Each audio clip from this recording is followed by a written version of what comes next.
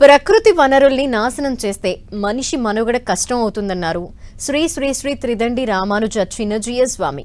ఖమ్మం జిల్లా నేలకొండపల్లిలోని సిద్ధార్థ యోగ విద్యాలయంలో సేంద్రియ వ్యవసాయంపై రైతులకు అవగాహన సదస్సు నిర్వహించారు. ఈ సదస్సుకు ముఖ్య అతిథిగా చిన్నజీయ స్వామి హాజరయ్యారు. పంట ఇస్తోందని భూమిలో 4 పంటలు పండిస్తే తాగడానికి నీరు కూడా ఇవ్వలేని పరిస్థితి ఏర్పడుతుంది అన్నారు చిన్నజీయ స్వామి. మనిషికి కావలసినవి ఇవ్వగలిగే శక్తి భూమికి ఉందని, ప్రకృతిని కాపాడుకోవాల్సిన బాధ్యత మనందరిపై ఉందన్నారు స్వామి. ఆవుల్ని పాశ్చాత్య దేశాల వారు పాల కోసమే పెంచుతారని, భారతదేశంలో కూడా రైతులు అదే బాటలో పయనిస్తున్నారని స్వామీజీ ఆవేదన వ్యక్తం చేశారు. అంతకు ముందు చిన్నజీయ స్వామి సిద్ధార్థ యోగ విద్యాలయం నుంచి యాత్రని ప్రారంభించి రామదాసు ధ్యాన మందిరం వరకు సుఫల పాదయాత్ర చేశారు. రామదాసు జన్మస్థలాన్ని సందర్శించారు.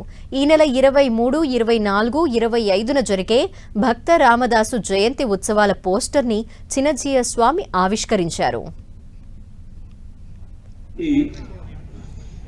గ్లైఫోసైట్ అనే కలుపు మందుని మనం వాడుతున్నాం. రౌండప్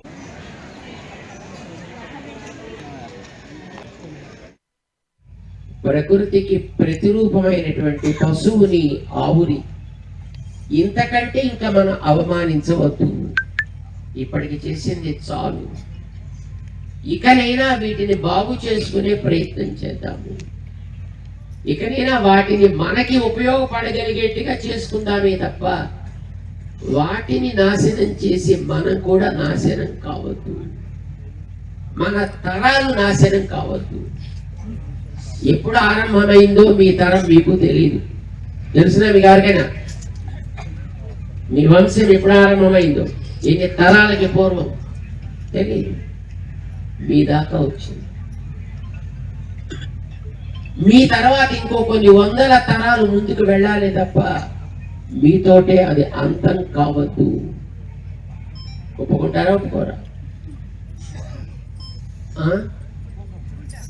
మీ వంశానికి మీరే చివరి వారు కావద్దు. ముందుకు కొనసాగాలంటే మనం ప్రకృతిని, గోమాతని, భూమాతని మనం సవ్యంగా కాపాడుకోవడం మన బాధ్యత. అది చేద్దామని ఈ సుఫల యాత్ర.